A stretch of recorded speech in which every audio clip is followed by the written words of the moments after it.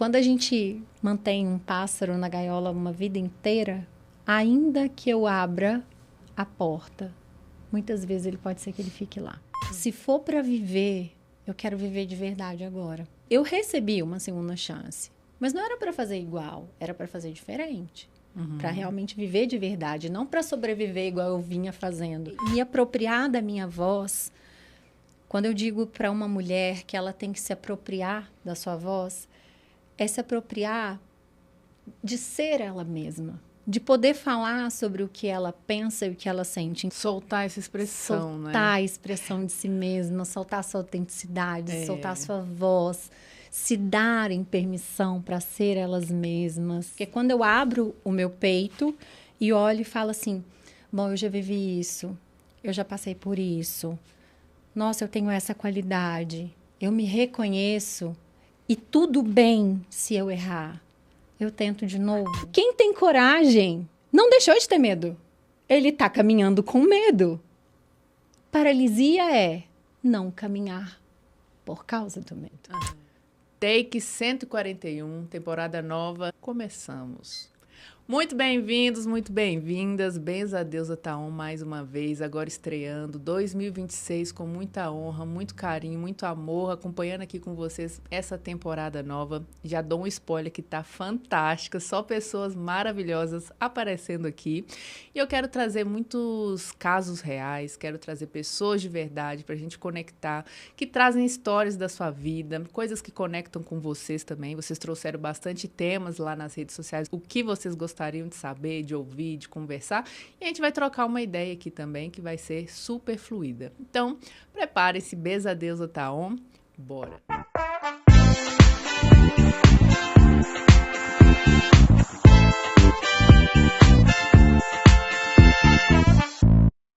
Minha gente, eu tenho uma pessoa mega especial hoje, estreando no Bens a Deus, estreando temporada nova, episódio 141. Um prazer e muita honra. Estreando aqui no Bens a Deus, a Estela Bittencourt. Muito bem-vinda. Eu que agradeço. É uma honra para mim estar aqui com você no Bens a Deus, nesse podcast maravilhoso. Né? E ainda mais estreando, né? A primeira temporada de 2026, que é um ano que eu acho que carrega muita força. Um ano inícios, novos inícios, recomeço, começo, e estamos prontas. Nós estamos prontas. Vocês estão prontos? Exatamente. Você está pronto aí para começar esse ano, você está pronta, porque ano passado foi um ano 9, finalizamos muitos ciclos e agora podemos recomeçar e começar, né? Começar, sim. Eu acho que esse ano não é um ano de recomeço, ele é um ano de coragem, sabe? De olhar para o que você fez, decidir não repetir e ter a coragem mesmo de fazer diferente. Mas não é olhar com aquele olhar de peso, aquele olhar de lamentação, mas de gratidão pelo que você aprendeu e que agora você não precisa repetir mais. Perfeito. Honrar tudo que foi, né? Porque a gente continua também, né? É uma linha que, se a gente fosse olhar como se fosse uma timeline da nossa vida, né? Continua. Apesar que eu acho que é tudo espiral, né? A gente vai fazendo assim. Sim. O tempo, né? Também acho que é mais espiral do que uma linear, né? Que é uma coisa linear. E, minha gente, vou apresentar para vocês a Estela, mineira, está aqui nos honrando, que eu também sou de Minas, né? E honrando o pessoal de Minas que também nos escutam aí. E ela é mentora, empresária, terapeuta, arrasta multidões. Ai, arrasta, através dos vídeos. Faz muita coisa bacana ali nas redes sociais, muitos trabalhos bons também. E aqui é mais uma parceria, né, Estela? Mais uma parceria de muitas, com certeza, com certeza. Isso aí. A questão da arrastar multidões, para mim, é algo que é novo, sabe? Porque os vídeos, eles chegaram tão longe desde um tempo atrás, né? Desde o ano passado, ano retrasado. E quando você solta um conteúdo no mundo, você nunca tem noção da proporção até onde ele vai chegar. Quantas pessoas que ele vai impactar.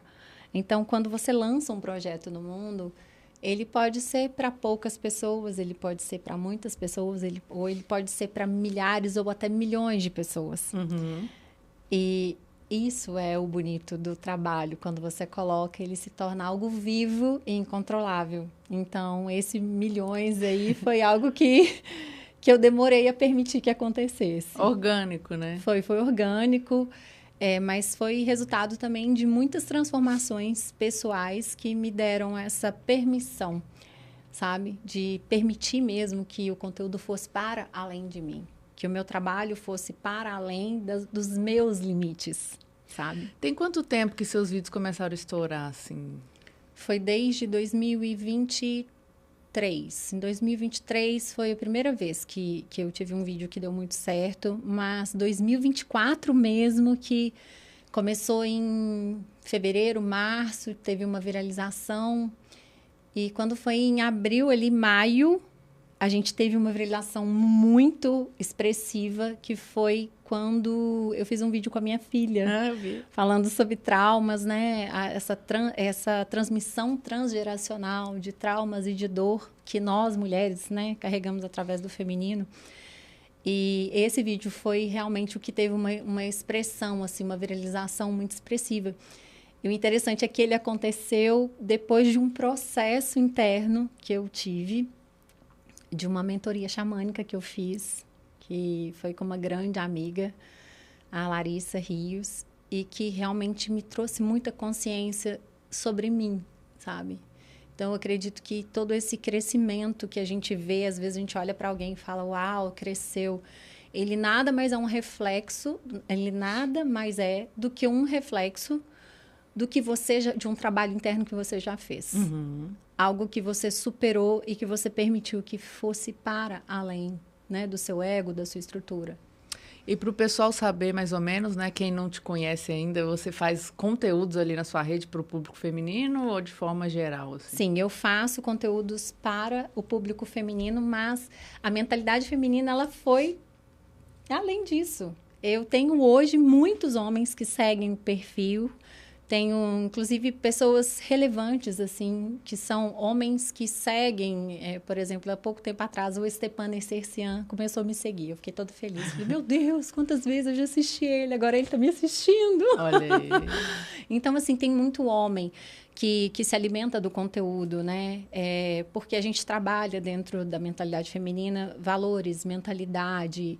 Então, é um conteúdo que ele está a serviço não só do crescimento, do desenvolvimento, de fazer algo disruptivo para você, de te dar uma consciência, como muitas vezes como um conteúdo para sanar uma dor, para te dar esperança, sabe? Então, ele serve para todo mundo. Então, isso a gente fala uma linguagem universal através Maravilhoso. Dele. E são conteúdos que conectam, né? Isso que é importante. E você mostra a sua face real, né? Eu acho muito massa Sim, isso. sim. E eu acho que quando os vídeos começaram a dar mais certo, foi justamente aí.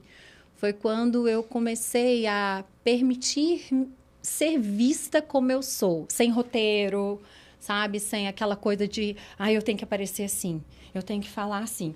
E ficava dura, e ficava robótica. Então, o conteúdo, ele passou a ser algo mais natural.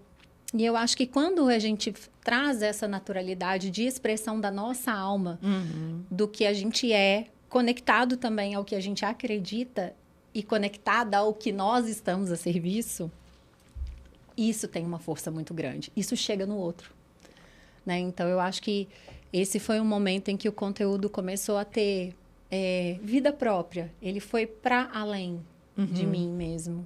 Maravilhoso. Eu quero começar também a comentar um post que eu vi lá no seu Instagram, que você trouxe assim, nasci no Dia da Voz, no Dia Mundial da Voz, né? Olha isso, gente. Então, vocês que estão ouvindo aí, essa mulher nasceu no Dia Mundial da Voz e você comenta, foi o mesmo dia que Charlie Chaplin nasceu. E você tinha uma trava com a sua voz, com a sua comunicação, né? E, fazendo gancho com Charlie Chaplin, ele não fala só da voz, mas da expressão do cinema mudo como corpo, alma, tudo integrado, né? Trazendo essa expressão do ser dele, né? Com humor ainda por cima, naquela época que nem tinha nada disso, né? Disruptivo, trazendo uma inovação para aquela época. E aí você conta essa sua reconexão ou conexão com a sua voz, com a sua expressão, né? Genuína. Conta um pouquinho aí como é que foi isso. Nossa, esse processo de... Primeiro que eu detestava a minha voz. É. Eu era aquela que eu ouvia um áudio meu, eu falava, meu Deus, que coisa horrorosa, tem gente fazer outro. É bem aquela coisa, assim, de uma dificuldade com a voz no sentido não só de sonoridade, mas a voz no sentido de posicionamento no mundo, sabe? De existência. Então, eu tinha dificuldade com a minha imagem, eu tinha dificuldade com a minha voz. Então, eu era uma pessoa que eu tinha dificuldade, por exemplo, de tirar foto. Olha só. De tirar foto. E eu tinha toda uma narrativa pronta para isso, tá? Porque eu não tirava foto porque eu era uma pessoa que gostava de aproveitar o momento. Ai, gente, nós vamos ficar aqui tirando foto, vamos viver, vamos fazer, vamos aproveitar o momento. No dia a dia você fala assim, viagens. E isso em tudo. Quando que eu tive esse insight, que foi muito poderoso, eu já estava no autoconhecimento, já estava em processo, em mentorias, enfim, já tinha feito algumas coisas nesse sentido. E teve um Dia das Mães na escola. E a gente precisava mandar uma foto da mãe. Falei, beleza, tranquilo, né? Vai mandar Isso é da sua filha? Isso, da minha filha. Aí tinha que mandar uma foto, porque ele ia fazer alguma coisa com a foto da mãe da criança. Falei, beleza, vou achar uma foto minha. E comecei a caçada da foto, para achar uma foto minha, para poder mandar para a escola. Só que eu tinha fotos, mas eu nunca tinha uma foto sozinha. Olha só. Nenhuma foto sozinha. Todas as fotos eu estava sempre com alguém. Ou com a minha família, ou com algum filho. E fora que eu também não gostava de tirar foto. Então, naquele dia, eu tive um insight muito poderoso. Uma coisa que me pegou muito forte na alma, que foi... Poxa vida, eu não valho uma foto sozinha. Eu só valho uma foto se tiver alguém importante. Será que eu, então, não consigo ser importante o suficiente para valer uma foto? Aquilo ficou martelando na minha cabeça por muito tempo. E eu fui pensando sobre isso e lembrei que, desde criança, vindo de uma origem muito simples, na época que eu era pequena, não era comum tirar foto. Mas era caro. E os meus pais nunca tiraram fotos minhas. Então, eu cresci sem fotos. Eu tenho pouquíssimos. Se eu tivesse umas 6 fotos da minha infância, é muito. Olha só. Eu não tenho quase nada. Então, assim... Vídeo também tá um pouco. Não, nem existia. Câmera era coisa de gente milionária, assim, pra gente. Eu vim de uma infância muito pobre mesmo. E, então, não tirava. E, então, isso já trouxe uma dificuldade com a minha própria imagem. E eu olhava assim, minhas irmãs tinham poucas fotos, porque aconteceu, assim, de tirar aquelas fotinhas que o vendedor passava e falava, vamos tirar a foto, aí punha no cavalinho, punha no Velotrol e tirava a foto. Eu tenho uma foto assim na infância, apenas. Então, foi algo que me mostrou um pouco isso sobre mim. E isso refletiu na minha voz também, mas não só na voz como voz, mas como posicionamento no mundo. Eu comecei a viver de filtro, de filtrar o que eu falava, de até aqui eu falo num lugar seguro, para além daqui eu me retraía. Então, eu sou uma pessoa muito comunicativa, mas muitas vezes eu era muito retraída. Isso conflituava. Existia um conflito ali de identidade mesmo. Olha só. Comigo mesma. E aí você foi destravando isso à medida que você foi fazendo esses trabalhos ou não? Eu lembro, só um corte, um parênteses. A gente estava num mesmo evento aqui em São Paulo, de business sistêmico. Aí você lembra que tinha uma parede vermelha que a gente ia lá fazer umas fotos? Lembro. E eu lembro que você foi lá, a gente ficou assistindo você fazer suas fotos e você fazia altos carões, assim, tchá, tchá, tchá. E eu não sei se você tem isso ainda, mas ficou maravilhoso quando você mostrou pra gente lá. Ficou lindo, eu tenho essas fotos. Isso foi depois desse processo. De eu não conseguir tirar foto, de eu identificar que eu não valia uma foto. Olha só. Sabe? Então, depois disso, eu falei assim, não, eu quero ter fotos minhas, eu quero saber que vale a pena uma foto minha. E foi um processo, tá? Porque no começo a gente tira sem gostar. No começo você se expõe com críticas a si mesmo, com reservas a si mesmo. Quem não está acostumado a se expor, quando se expõe, sente na carne. É inevitável. Seu corpo sente, dá sinais, você treme, você não gosta, você enrijece. Então, toda essa exposição foi um processo e um trabalho que primeiro curou a mim mesma. Hoje, os vídeos chegam para curar pessoas, mas para eu fazê-los, eu precisei que eles me curassem enquanto eu fazia. Olha só. Foi um trabalho de serviço e cura ao mesmo tempo. E à medida que você foi fazendo, se colocando, se permitindo errar ou fazer de novo, foi soltando isso, foi liberando sua voz. Foi soltando, foi liberando e me apropriar da minha voz. Quando eu digo para uma mulher que ela tem que se apropriar da sua voz, é se apropriar de ser ela mesma, de poder falar sobre o que ela pensa e o que ela sente. Então, as mulheres da minha família, como eu venho de mulheres muito simples, foram mulheres de muito trabalho, mas mulheres muito silenciosas, mulheres de serviço. Então, eram mulheres que não davam opinião, que não se posicionavam, que viviam sempre pelo marido, que a vontade e a resposta final, o veredito final, vinha do homem. E, de repente, nasce, no Dia Mundial da Voz, eu, que, falante, uma menina totalmente espontânea, mas que, num dado momento da sua história, se encolhe, se fecha, né? Por causa de toda essa questão, acredito, sistêmica também, né? De já carregar esse silêncio das mulheres comigo. Isso é algo muito disruptivo para minha família. Ter uma mulher que sobe num palco, ter uma mulher que está aqui agora num podcast, falando, né, para tantas pessoas.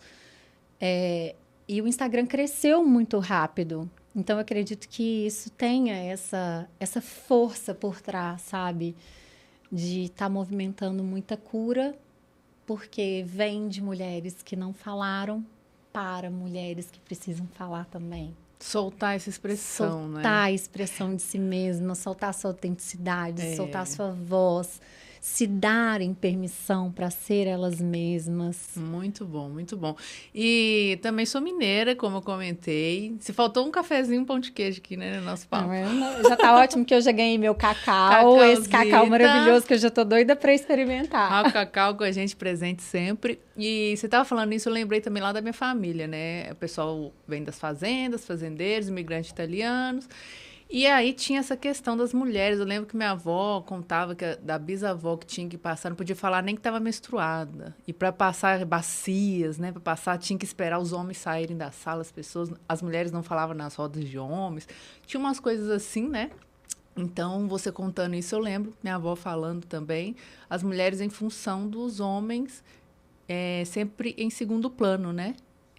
Esperando que aconteça ou...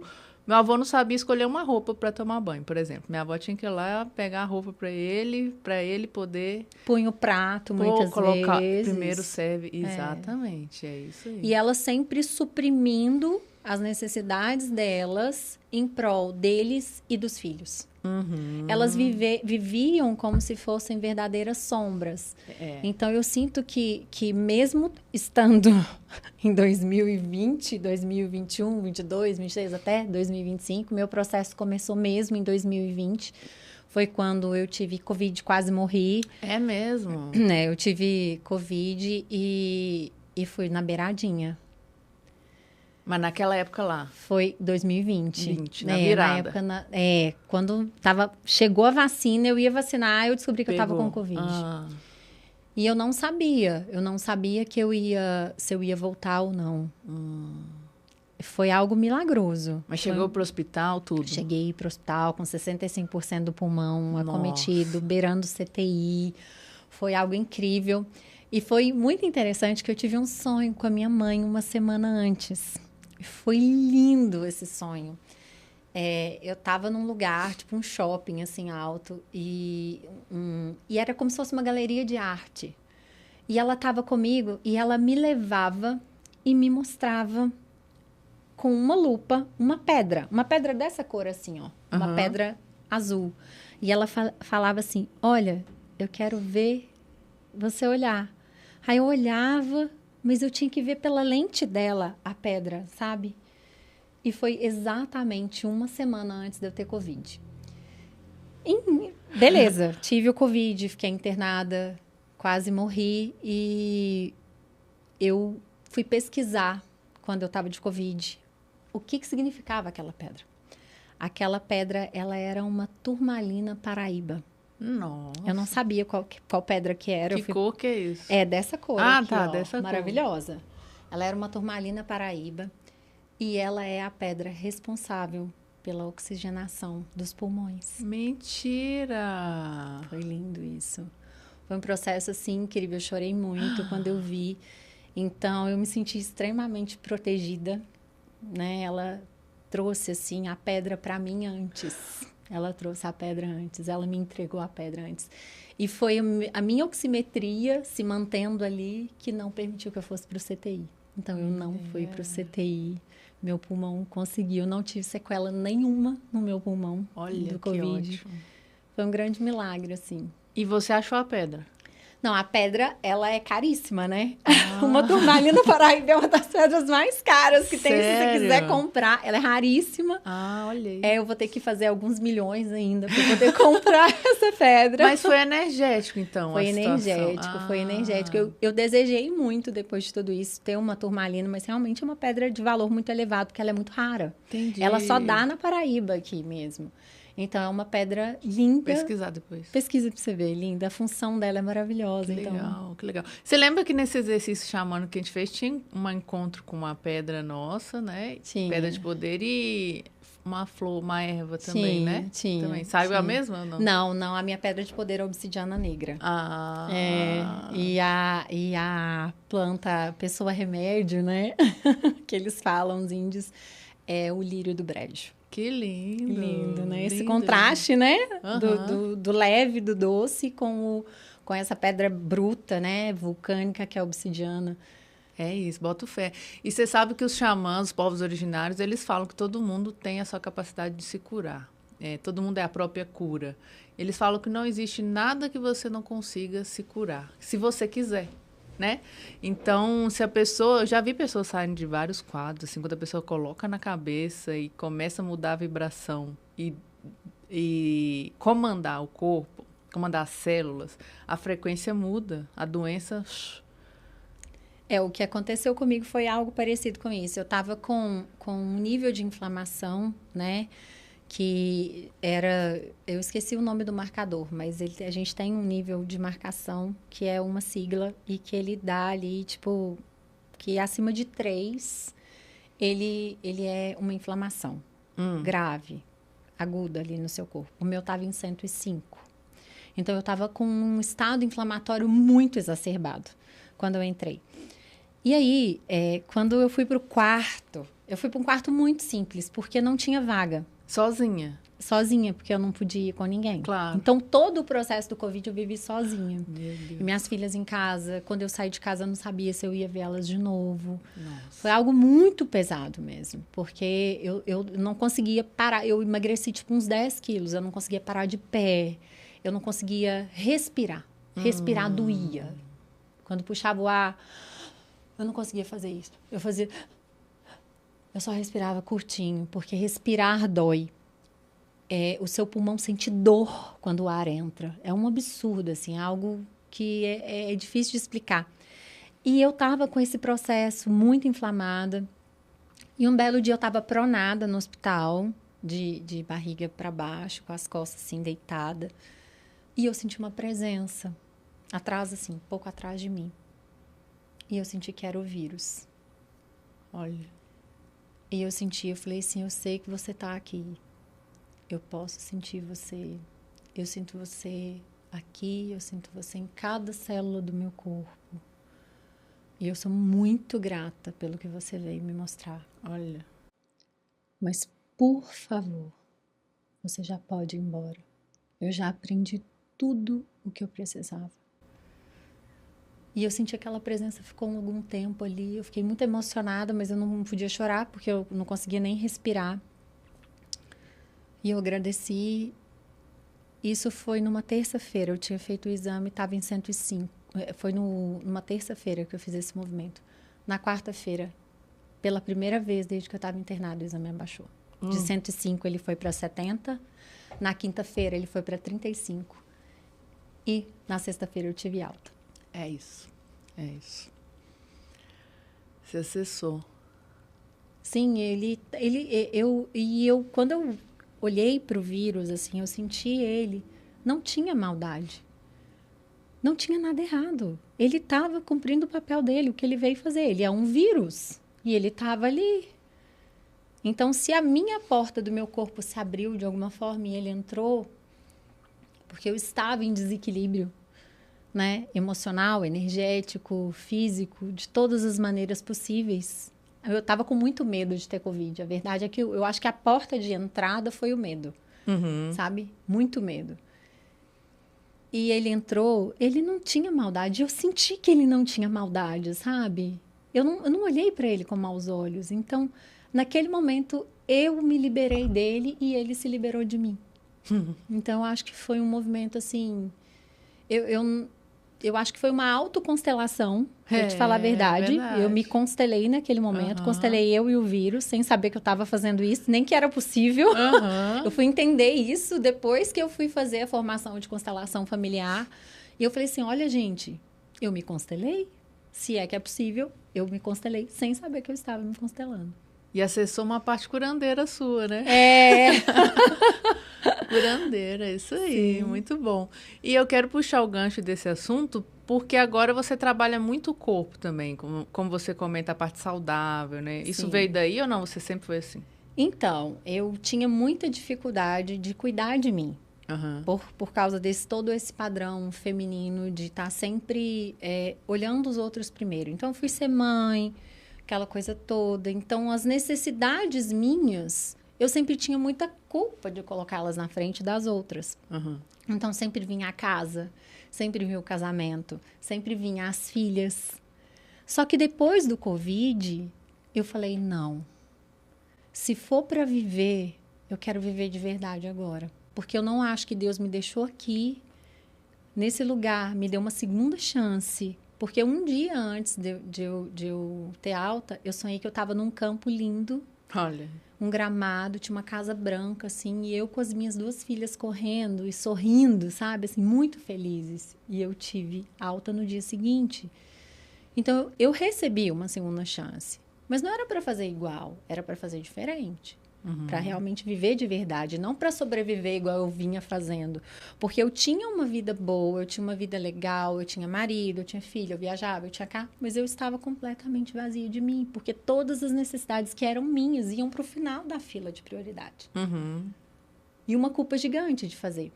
Ai, mas quem olha e falava assim, ela se cuida. Eu me cuidava até a medida em que o outro precisasse. Se ele precisasse, eu abria a mão. Eu batia o pé, brigava, falava, não, vou fazer. No final das contas, falava, que bobagem, vou fazer para ele. Entende?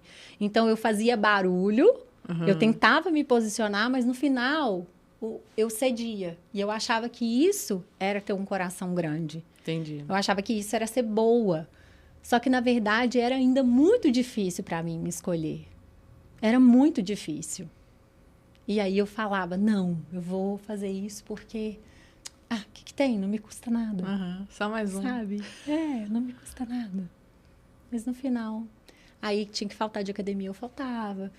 E agora não, agora eu consigo ter essa coisa de eu primeiro. Porque se eu estou bem primeiro, a primeira referência de felicidade que as minhas filhas vão ter vai ser o exemplo que eu vou dar. E não as palavras que eu vou deixar para elas.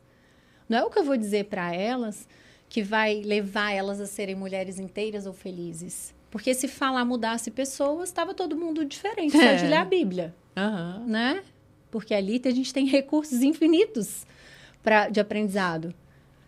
Mas não é. A gente vive de escolha, de exemplo. Então, quando elas me veem felizes, quando elas me veem me cuidando, quando elas me veem sabendo dizer não, estabelecendo meus limites, saber o que é um limite saudável de uma relação, elas estão aprendendo comigo. Com certeza. E isso tem tudo a ver, né? Colocar limite, aprender a falar não, se expressar. O Covid traz trava toda essa parte da comunicação, da expressão do ar, né? O ar é vida, Sim. esse pulsar de vida, como você traz também. E o poder da disciplina, como você fala, você é da academia agora, né? Adoro. Gente, você tem que ver o muque dessa mulher, hein? Tô tudo tampado. O Frio de São Paulo Frio não de deixou. São Paulo, mas a gente vai pôr aqui, ó. Lá na rede dela tá uma foto que essa mulher tá crossfiteira demais. E é disciplina, né? Disciplina com Sim. o corpo. Não rigidez, né? Mas disciplina com você mesma, Sim. né? Essa disciplina, para mim, ela vem de um lugar muito interessante, porque todas essas dinâmicas que eu te trouxe, que eu te falei, também tem a dinâmica da questão de não conseguir sustentar as coisas. Porque quando você vive desse jeito, tudo que você começa, você para, você abandona. Então, assim, é um autoabandono generalizado, tá? Você se autoabandona e vai se autoabandonando aos poucos. E você vive isso como um método, como uma escolha diária, como uma forma de viver com tudo. Então, quando eu comecei a colocar essas coisas da academia, de fazer, eu percebi o seguinte: a minha dificuldade era manter a constância. Por quê? Porque eu vivi uma vida inteira começando e parando as coisas, que quando eu precisava manter um ritmo, eu me sabotava depois. Eu vivi uma falta de merecimento do resultado do que eu plantava. Então, eu percebi que eu estava com uma assinatura emocional de esforço contínuo. Tá. Uhum. Eu vivia de esforço contínuo. Esforço, esforço, esforço. A hora que está quase conquistando, perde tudo. Para poder o quê? Esforço, esforço, esforço para poder conquistar de novo. Então, eu vivia de conquista, mas eu não vivia do sucesso. Olha só. Eu não vivia do resultado. Então, quando eu entrei no Master, né? E fiquei no Master da Ana por 2 anos, o primeiro ano eu vivi o ano inteiro doente. Eu adoeci o ano todo. E eu não conseguia aproveitar tudo que eu poderia porque eu estava só adoecendo. Então, eu tinha essa dinâmica, sabe? De não conseguir desfrutar. Ai! É normal, tá, Bastidor. gente? Bastidor. Eu tinha essa dinâmica de não conseguir desfrutar das coisas. Para ter que fazer de novo. Sempre uma dinâmica de esforço que tem tudo a ver também com essa questão das mulheres que não podiam nem passar com a bacia lá, as necessidades sempre negligenciadas. Então, quando você passa a viver do outro, a hora que você tem que aprender a viver de si mesma, aí você vai falar assim, nossa senhora, é muita coisa que eu tenho que aprender sobre esse negócio novo. É um negócio novo, é uma empreitada. Porque vai mexer com o seu posicionamento, vai mexer com falar não para algumas pessoas e elas vão torcer o nariz para você. Então, gente, o autoconhecimento, ele tem custo. Ele custa pessoas, ele custa muitas escolhas diárias para a gente. Não é algo, ai, namastê, muito lindo. Não, é um esforço mesmo. Porque às vezes a gente sente culpa. Às vezes a gente fala assim, nossa, será que eu tô agindo certo mesmo? Será que eu não tô sendo egoísta? Vai passar um monte de coisas na cabeça. E se você não estiver firme na sua identidade, nessa identidade que você está construindo, não na que construíram para você, mas na que você construiu para você, você vai ouvir a voz do outro e vai seguir o roteiro dele. É isso. E tem uma fala que o pessoal diz, tem muitos convites sendo feitos. Quais convites você aceita, né? Porque não só convite mesmo, né, físico, ou convite que uma pessoa te liga para chamar para alguma coisa, mas pensamentos orbitando por aí, coisas que você assiste na televisão, o próprio alimento que você consome, o que você escuta no rádio, na música, convites o tempo todo. E quais desses convites a gente aceita? Porque isso aí é uma forma de nutrir o nosso corpo, o nosso ser, ou de diminuir a nossa vibração, nossa frequência, né, de uma forma geral. Mas às vezes a gente pega a embarcação do outro, do pensamento, e acha que é nosso, e nem é nosso, e daqui a pouco a gente está num emaranhado de coisa que a gente está resolvendo um negócio que nem nosso era, né? A maioria das vezes que eu vejo muitas mulheres buscando sucesso, buscando um modelo de sucesso. Modelo de quem? Geralmente é um modelo baseado na vida do outro. Às vezes aquilo nem preenche ela. E aí ela precisa fazer aquele caminho todo para chegar lá e falar assim, eu ainda tô vazia. Não era isso. Porque o modelo do caminho não era o modelo que ela descobriu em si mesma. Ela ainda está tentando fazer um caminho que não é dela. Isso a gente só consegue sustentar quando a gente faz o caminho de volta. É o caminho de volta. É confrontar mesmo a sua história. É trabalhar com a sua autorresponsabilidade. É parar de culpar o que te aconteceu. É lidar com as suas sombras e ser extremamente gentil consigo mesma. A ponto de olhar para você como se fosse a sua filha e falar assim, tá tudo bem. Você errou hoje, você não é perfeita, você deu o seu melhor, sabe? Só que a gente tende a fazer isso pelos outros. É uma amiga, você vai lá e fala, ai, nossa, não fica assim, para, você é tão maravilhosa, você errou, eu sei, mas isso não é o fim do mundo, você vai fazer de novo. Mas quando é com a gente, nosso nível de cobrança, de autoexigência, ele é tão grande que a gente, ao invés de se acolher, a gente se pune. E aí, com essa punição, fica pesado errar. Fica pesado ter defeito. Então, é uma busca constante da perfeição que nunca é atingida. Para agradar sempre. Sempre com medo. Até para agradar o outro e, muitas vezes, um nível excessivo de peso para agradar a si mesma. Que, na verdade, só esconde um vazio de não ter conseguido acolher sua parte escura. Sabe? Que a gente está na dualidade, né? A gente tem que colher. Meu nariz tá... Ó o corte. Matheus. Bastidor. Só puxando um gancho do medo, né? Quando você traz o medo, você também fala disso nas suas redes, né? Que tem duas vertentes, né? Quando o medo paralisa e quando o medo é propulsor de descobrir a sua coragem de ir lá e fazer assim mesmo a sua ação, o seu movimento, que é o caso que você trouxe lá, alguns cases, né? De algumas pessoas que começaram a criar produtos, né? Trazer outras formas disruptivas também, né? Que não desacreditaram do seu sonho. Mas é o que você falou, assim, até sair meu primeiro vídeo que estourou, o tanto que eu tive que fazer, né? Ninguém conhece o nosso bastidor, né? Só a gente. Só a gente. Mas é isso de não desistir perante o medo. Pode estar difícil naquela época. Igual a gente estava conversando aqui no bastidor, 2025, que ano foi esse, né? Quase desistimos e tudo, mas não desistimos, né? Então, o que é essa fagulha dentro da gente que faz a gente... Não, peraí, presença... Hoje, um dia de cada vez, estou presente aqui agora, próximo. Sem pensar na ansiedade do futuro, que vem amanhã, o que será, né? Mas um pouco do que a gente está vivendo também nesse processo todo, né? O medo é uma necessidade, é uma faceta da nossa necessidade de controle, né? Ele é uma faceta do nosso... Eu não vou porque eu não sei o que vai acontecer depois disso aqui. Se eu passar desse ponto, eu perco o controle. Então, eu tenho medo. Será que eu tenho ferramentas para lidar com o que vai acontecer? Então, quanto mais eu fortaleço a minha imagem interna de mim mesma, mais potencial eu tenho para lidar com o medo. Eu tenho mais recurso, porque quando eu abro o meu peito e olho e falo assim, bom, eu já vivi isso, eu já passei por isso, nossa, eu tenho essa qualidade, eu me reconheço e tudo bem se eu errar. Eu tento de novo. Eu vou. O problema é o peso da necessidade de acertar. A não permissão.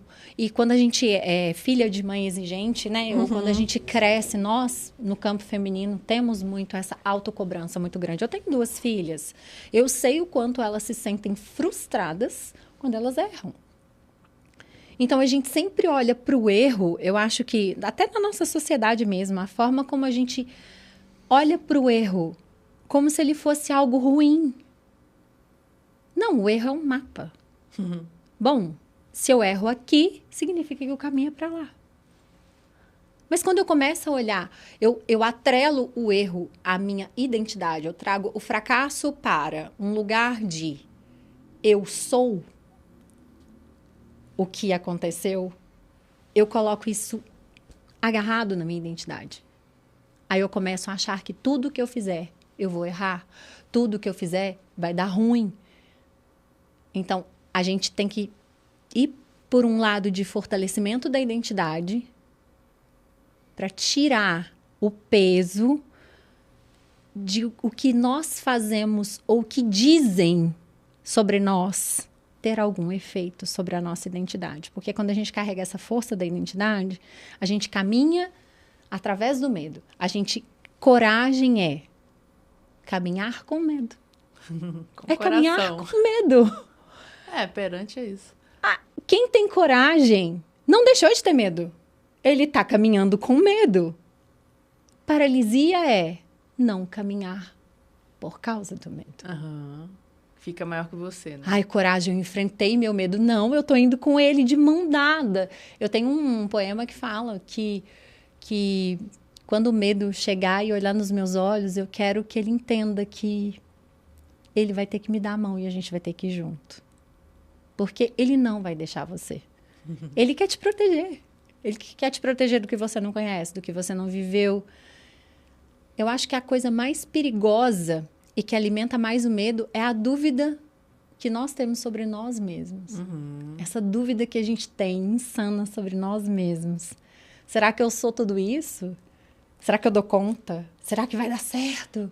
Isso é o que consome a gente. Mas quando eu fortaleço a minha identidade e dissocio quem eu sou do que eu faço, fica mais leve. Nossa, com certeza, com certeza. Eu quero saber, vocês que estão ouvindo aí, como que vocês começaram esse ano de 2026. Se é com medo, com coragem, vai com medo mesmo. Um passo de cada vez também, não precisa atropelar e sair correndo. Você que é a mulher aí da velocidade. Você faz, acontece. E você trouxe um case lá na sua rede, né, do James, né? Que Sim. inventou o aspirador de pó. Isso, Dyson. James Dyson. E aí você trouxe lá que ele errou 5.000 vezes, 5.126 vezes. Caramba, mulher, sabe até a vírgula. E aí tomou vários nãos de empresa, né? Sim. Panasonic, Electrolux, Sim. Ninguém queria aquele projeto dele, né? Não Imagina queria. inventando um aspirador lá, um negócio... Não queria porque tirava o lucro recorrente da empresa. Eles não queriam um aspirador sem saco. Porque o lucro que eles tinham da venda de saco de aspirador era o que fazia a empresa girar muito mais do que vender o aspirador. Só que o que ele fez? Ele queria entregar para o consumidor algo que curasse a mesma dor que foi a dor dele. Tipo, não aguento mais aspirador entupido. Não aguento mais isso aqui, que coisa chata. Não é possível que ninguém vai inventar algo assim. E ele pegou essa dor, sem ser engenheiro, sem ser designer, sem nada, enfiou no porão lá da casa dele e falou, vou fazer isso. E a única pessoa que apoiou ele foi a esposa. Amigo não apoiou, banco não apoiou, todo mundo achou que ele estava doido. E ele foi e, apesar de tudo, conseguiu. Só que quando ele consegue, ele fala, uau, descobri, né, assim, o petróleo. Tô rico. Não, as empresas não era isso que elas queriam. Até então, elas não tinham descoberto isso, não era por falta de tentativa, é porque elas não queriam descobrir. A solução era prejudicial para elas. Então, quando ele leva essa solução e ele viu o tanto que aquilo era bom, ele teve muita dificuldade e ele foi encontrar lá no Japão uma empresa para financiar o projeto dele. E hoje a Dyson é a melhor marca de secador do mundo, né? Um Dyson aí, quase 10 mil reais. Misericórdia. Caríssimo, é o melhor secador do mundo e tem os melhores motores e a tecnologia deles é incrível, né? E o que você comentou também é muito importante, né? A única pessoa que deu apoio para ele foi a esposa, né? E o quanto que a gente se cerca de pessoas ou que jogam fora nossos sonhos, nossas ideias, ou que impulsionam, né? Isso é super importante a gente poder observar também o nosso entorno, né? A gente nunca tá sozinho nessa construção dos nossos sonhos. Quem acha que vai vencer sozinho, você já perdeu. A gente precisa de pessoas. Pessoas precisam de pessoas. Pessoas levam pessoas. Então, hoje, se eu tô aqui porque meu marido tá com as minhas filhas lá em casa. Então, a gente precisa de pessoas. Sempre vai ter alguém que vai precisar te dar apoio, financiar o seu sonho, te dar a mão, acreditar em você para além de você mesmo. Porque muitas vezes a gente tá com dificuldade de falar, uau, e vem alguém te dar uma palavra.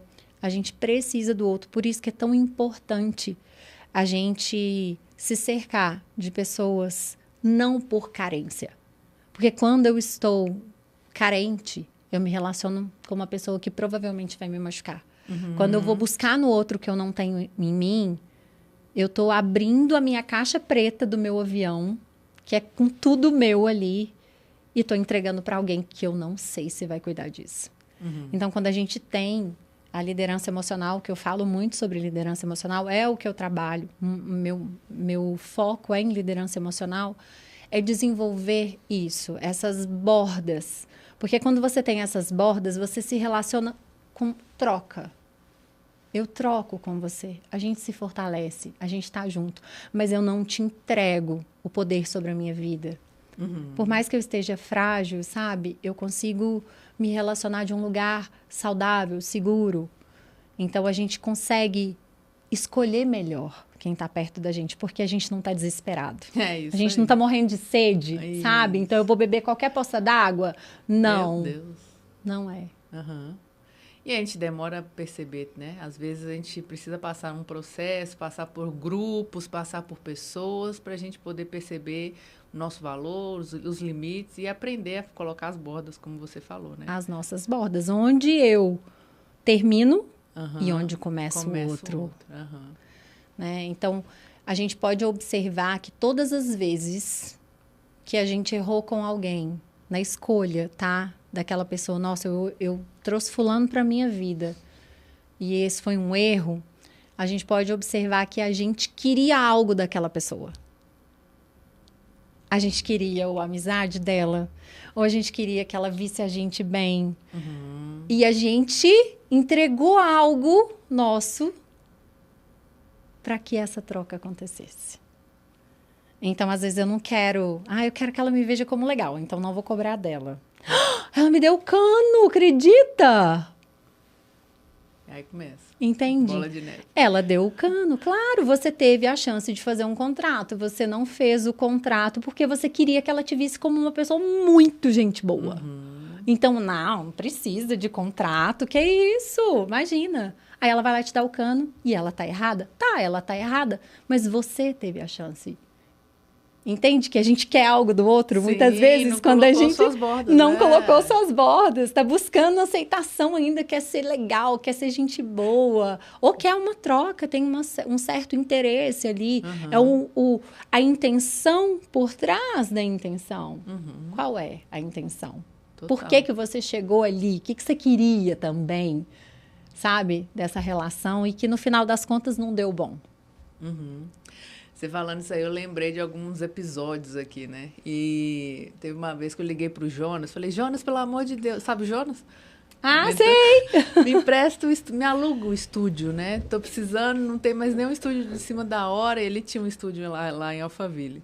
Ele falou, por quê? O que eu vou ganhar com isso? Falei, não, mas quando você me cobra? Porque eu não tô achando estúdio aberto hoje, a pessoa só pode hoje, não sei o quê. Eu sei que o Jonas não triscou isso aqui, né? E eu fui tentar, né, fazer pelo amor de... Não colou. Aí na hora que eu falei sério com ele, eu falei assim, olha, eu não tô achando nenhum estúdio, essa aqui é a última opção. Sem a misericórdia de estar na vítima, no coitado. Aí ele falou, tá bom, pode usar, o valor é esse e tal, X horas, pronto. Super liso, assim, também. E era, tipo assim, são negócios, né? E aí eu lembro de um outro episódio que ele falou assim, quem topa ir para Aparecida a pé? Aqui de São Paulo. Eu falei, acho que eu vou nesse negócio aí. Aí sai um grupo aqui para ir para Aparecida a pé, 3 dias andando. 60 quilômetros. Adoro esses perrengues. Assim, né? Não andar a pé 3 dias. E é o que você falou, voltando no seu caso do corpo, né? Quando a gente tem persistência, né? Isso eu aprendi muito com o masculino ali. E aí, no dia a dia, ele falava assim, vamos fazer 25 quilômetros hoje. Eu falei, meu Deus, não consigo isso não. Aí a gente fazia 20. Aí eu já queria, né, morrendo lá, vamos embora pro hotel, pelo amor de Deus. Ele falou assim, você tá na hora de chegar. Por que você vai desistir? É o que você falou. Por que você vai desistir na hora de chegar e de virar, que amanhã você vai ter uma folga, porque você fez 5 quilômetros a mais hoje. Falei, nossa, essa visão. Toda hora que chega na meta nossa do dia de andar, vocês querem desistir. Falta mais 2 quilômetros, falta mais 5 quilômetros. Termina, porque amanhã você vai ter folga, porque você andou tantos quilômetros que amanhã não vai precisar. Falei, caramba, que visão é essa, né? Então, a gente andava, lógico, o corpo aquecido ali, tudo. a gente tinha o fôlego e fazia porque era um grupo e o grupo se estimula, né? E tinha gente de todos os níveis ali, físicos, inclusive. E um estimulando o outro, e é muito interessante essa caminhada, porque os carros sabem que a gente está indo fazer essa peregrinação, né? E buzina, e manda alô, e passa falando, esse aí, vocês conseguem, tudo. E foi uma experiência incrível, assim, incrível, incrível. E isso ficou na minha cabeça, porque na hora que a gente está indo fazer o gol, a gente volta porque, cansei, não quero mais, fui demais, e é isso aí. Isso tem muito do merecimento, né? Dessa coisa, assim, de eu crio um limite para mim. Um limite. Eu crio os meus limites. Eu crio um limite para mim. E, eu vou te falar uma coisa. Se você acredita em Deus, Ele existe. Mas se você falar que Ele não existe, Ele não existe. Nada em que você olhar, você vai enxergar Deus porque você não acredita nele. E isso são os nossos limites. Se eu coloco um limite para mim aqui, e eu falo que até aqui é possível, eu só vou chegar até aqui. Uhum. Entende? Uhum. Porque não existe. Depois daqui... O nosso cérebro, depois daqui, né? não existe. Então, a gente precisa trabalhar esses nossos limites, esse nosso merecimento. Mas como que faz isso? Dia a dia. Uhum. Pensamento, hábito, constância. Vai ter dia... gente, e constância não é só sucesso, não é só aquela linha, sabe? Assim, eu tô sempre subindo. Não é. Às vezes vai ter dia que você vai lá embaixo. E é importante porque esses dias vão trazer aprendizados para a hora que você subir. Então, não é sobre manter uma linha reta ou sobre manter uma linha só ascendente. Às vezes, é preciso o descendente. Uhum. Esses momentos de picos, sabe? Vales que vão lá embaixo, te leva lá embaixo. Você sempre vai lá embaixo, você vai encontrar alguma coisa que era para você, que era seu. Uhum. E que, mergulho, encontrei. Falei, agora eu já posso subir. Porque a gente precisa ir lá também. Como em cima é embaixo, né? Também tem aquela frase hermética. Como em cima é embaixo. Muito bom, muito bom. Você vê que a hora passa aqui, se deixa a gente falar muito tempo. Tem uma outra fala que você traz lá na sua rede, que eu vou até falar para vocês aqui, ó. Voar parece exagero para todo pássaro de cativeiro. Falei, nossa, na hora que eu li isso, foi minha nossa, verdade. Todo mundo não, né? Não vamos generalizar, mas boa parte da sociedade criada daquele jeitinho, naquela comunidade, naquela família, naquela cultura. E quando se depara com a liberdade de verdade, que diferente de libertinagem, né? Liberdade de ser você. É o que você está falando aqui o tempo todo. Ser você, se expressar, ser quem você é, do seu jeito. Toma um choque porque nunca conseguiu, porque nunca fez, né? Tá acostumado com aquele tipo de visão, né? Aí quando eu vi isso lá, eu falei, não, realmente, é isso. Você vê isso muito acontecer com crianças. A criança é pura, ainda está sem essas marcas, sem essas podas, né, que acontecem. Aí, de repente, ela está com avós ou pais, aí ela fala alguma coisa. Ou ela faz alguma coisa de forma espontânea. Imediatamente, aquilo parece o quê? Um exagero, um absurdo. Só que para a criança não é nada, é só algo novo. Natural. É natural. Uhum.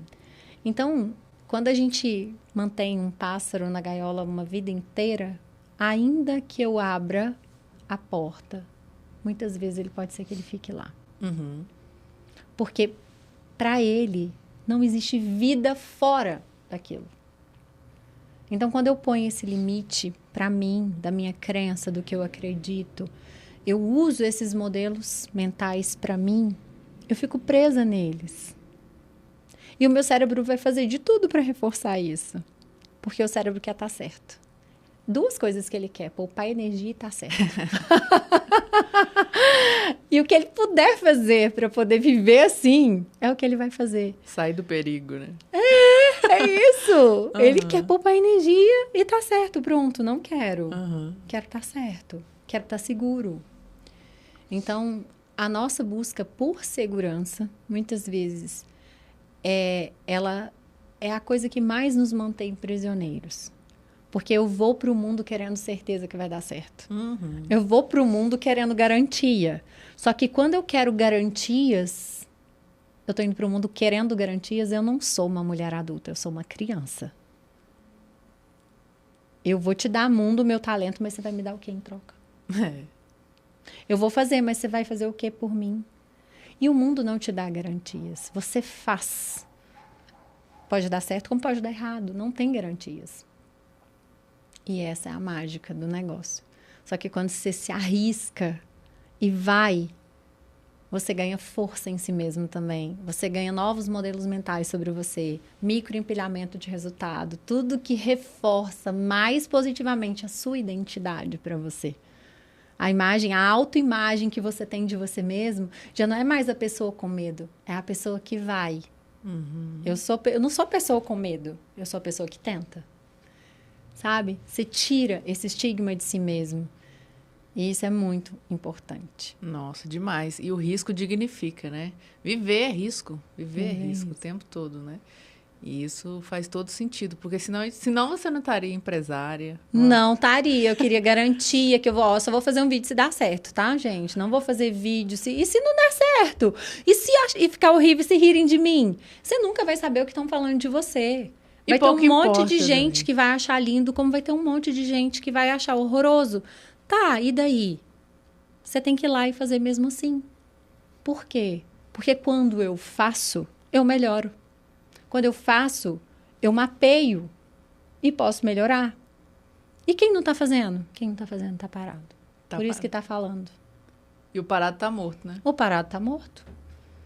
O parado tá... Provavelmente, quem tá parado tá comparando. Tá? O parado tá comparando.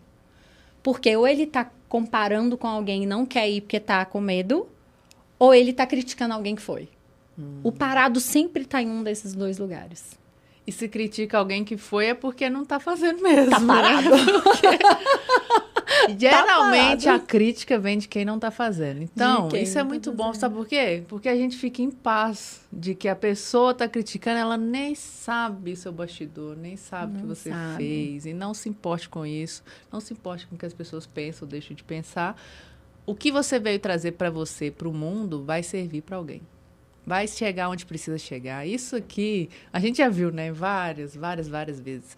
O que a gente precisa trazer, expressar e transmitir, chega onde precisa, com quem precisa. Chega, conecta onde vai. Já teve vídeos, assim, que eu fiz, conteúdos que chegaram a 18 milhões de visualizações. Olha. Muita gente. Mas já teve vídeos que eu já fiz, posts que eu já fiz, que deram pouquíssimas visualizações. E eu recebi depoimentos incríveis de... Eu só precisava ouvir isso hoje. Uhum. O seu vídeo me levantou. Assim, eu chego a arrepiar quando eu falo, o seu vídeo me levantou. Teve uma moça que eu postei um conteúdo, eu não vou falar qual é, enfim, para não expor também, porque, né, porque foi um conteúdo sobre relacionamento. E ela me mandou um direct falando assim, ela é lá da Austrália. Ela me mandou um direct falando que ela mora fora, ela mora na Austrália. E ela falou assim, eu já sou mais velha. E o meu marido é mais novo do que eu. Só que eu tenho muita dificuldade de conversar com ele, de falar certas coisas para ele, de como eu tô me sentindo. Por quê? Porque essa diferença de idade já coloca ela, às vezes, num lugar de, tipo, eu tô em desvantagem. Ele tá comigo, mas ele é mais novo. Uma hora ele vai me largar, aquela coisa toda. E eu preciso muito falar como eu me sinto, mas eu não tenho coragem. Só que eu abri o seu conteúdo hoje e o seu conteúdo mexeu muito comigo. Olha. E eu consegui conversar com ele. Muito obrigada, porque foi a melhor coisa que eu fiz. Quando você ouviu... Na Austrália, gente, do outro lado do mundo. Pensa como que ficou meu coração com essa mensagem dela. Sabe, você não tem controle. Você solta o seu trabalho e ele faz o trabalho dele de ir para o mundo. Então, vão ter pessoas que vão criticar? Vão, mas tem vidas silenciosas também. Pessoas que muitas vezes não vão conseguir nem te retribuir. Não vão chegar para você igual ela chegou para mim e falou o que aconteceu. Talvez vai chegar em silêncio, mas acredita no que você sente que é bom e põe o que você acredita que é bom no mundo, sabe? Uhum. Porque sempre vai ter alguém, não é à toa. A gente está tudo conectado. Não é à toa que te deu... pulsão, vontade de campo, fazer né? aquilo. Alguém no mundo está precisando. E é tudo sincrônico, né? Tudo sincrônico. Gente, se a gente gravasse o nosso bastidor do carro hoje, ali já Esse é o segundo podcast. Segundo podcast, parte 2. Depois a gente vai fazer mais. A gente vai ter que fazer mais. A gente vai ter que fazer um no carro. Eu já falei com ela para fazer um vlog, tá? No carro, que aí a gente já faz bem natural ela lá. Aqui, ó, já me deu vários direcionamentos. Então, a próxima coisa que a gente vai fazer é uma surpresa. Tem um momento que a gente faz aqui no podcast que é tirar uma carta. Ai, que lindo. Geralmente essa carta sai sincronicamente com o que a gente está falando, com o que está no campo. Então vamos ver qual mensagem. Gostaria que você tirasse pra gente. Qual mensagem vai sair pra gente? Vocês que estão ouvindo aí, respire fundo para receber essa mensagem. Gente, que lindo. Adoro tirar essas cartinhas. Eu amo. Essa carta é do Além do Eu, da Bela Vieiro, também consteladora. Maravilhosa. Tá vendo? Porque ela teve coragem e foi lá e fez as cartinhas dela. A gente tá podendo tirar agora. Então vamos ver. Sobre isso. Vamos ver. Qual mensagem chega agora? Vou me concentrar. Sentir também o que vocês precisam e nós. O que a gente precisa ouvir agora, que ainda não foi dito e que vai chegar para todo mundo. Número. Quem lê? Você. Achei que você estava fazendo a seleção, mulher. Vai tirar umas 10, veio cara. O número 8. O número 8. O número do infinito, tá, gente? Vamos lá. Não permita que ninguém tire a sua paz. Proteja o seu coração. Você trilhou um longo caminho até chegar aqui. Se fortaleça no Divino Criador e cuide da sua essência. Há seres da mais alta luz te amparando nesse momento. Uau! Nossa, você vê, né? Gente, eles estão aqui, viu? Com a gente. É isso aí. Sincrônico, né? Sincrônico. Mulher do céu. Maravilhoso. Se fortaleça. Nossa, não deixe que ninguém tire sua paz. Isso aqui é essencial na nossa vida, né? Amei. Você já trilhou um grande caminho até chegar aqui. Não parece que estava ouvindo a gente mesmo? E tava, falei, você não viu o final? Falando que eles estão aqui. Eles estão aqui, gente. Eles estão comigo, com ela, estão com vocês todos. Exatamente. E é isso que a gente precisa lembrar, que a gente não está sozinho, que a gente está a serviço de algo muito maior. Seja o seu talento, seja o que você estiver passando hoje, a sua dor. Ela tem uma função de te levar em algum lugar. Pensa, olha só, hoje eu estou contando a história do Covid, que foi tão dolorosa para mim, mas que foi um divisor de águas também na minha vida. E que me trouxe... Eu falo que tem uma frase sobre a morte da minha mãe. Essa vai ficar para um próximo podcast, né? Mas eu perdi a minha mãe 3 dias depois que a minha filha caçula nasceu. Eu enterrei a minha mãe 3 dias depois. É mesmo.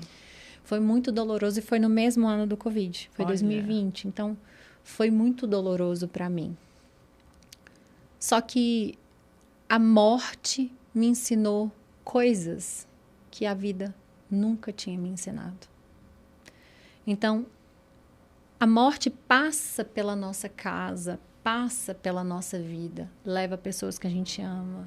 E isso nos despedaça às vezes. Isso nos deixa no chão. Só que fica sempre alguma coisa pra gente.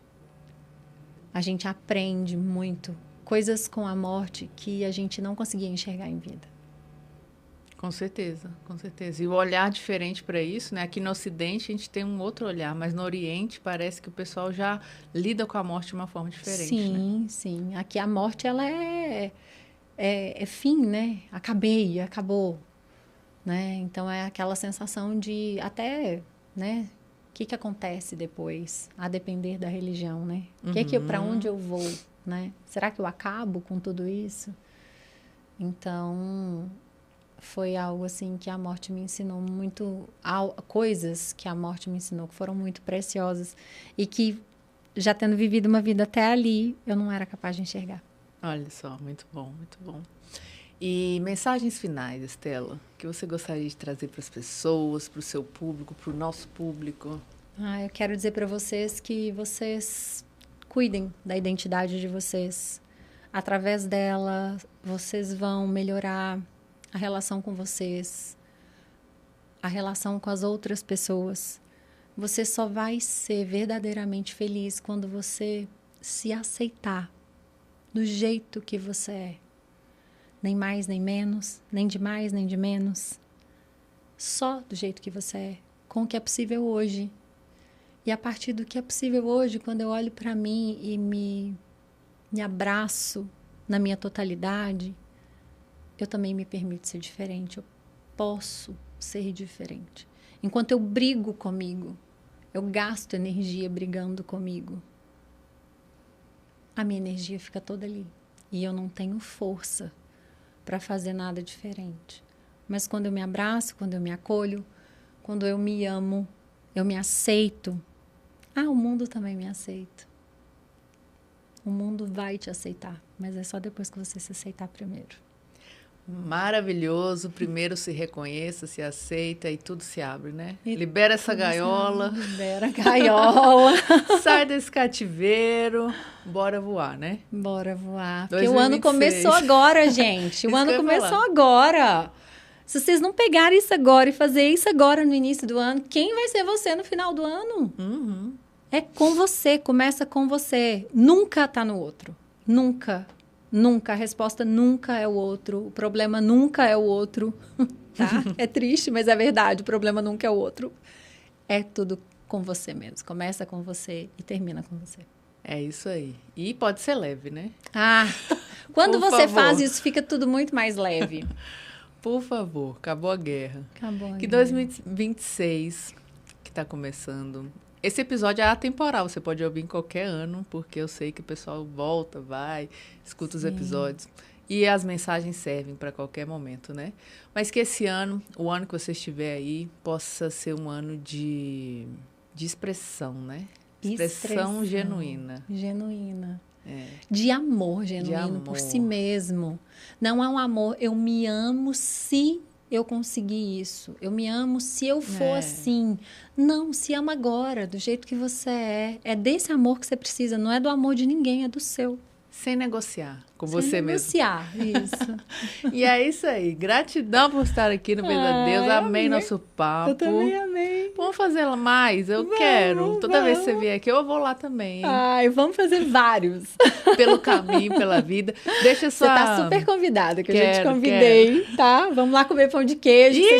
Ela me mandou um coração, gente, de pão de queijo, que eu fiquei louca. Achei a coisa mais linda, uma figurinha que era um coração de pão de queijo. Eu amo aquela figurinha. Amei. E deixa sua rede pro pessoal. Sim, meu @ é Estela Bittencourt, tá, gente? Espero vocês lá para se alimentarem também do conteúdo, para estarem lá ouvindo sobre mentalidade, sobre identidade, sobre cura, sobre expressão. Vocês serão todos muito bem-vindos lá na minha rede. Em breve abrindo uma rede de produtos fits. Amém, amém. Preciso, gente. Tem caso isso aí, hein? Tem caso. São sinais.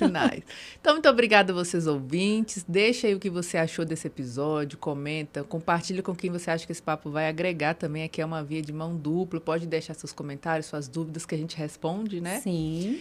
E até um próximo episódio. Até Tchau, mais. gente.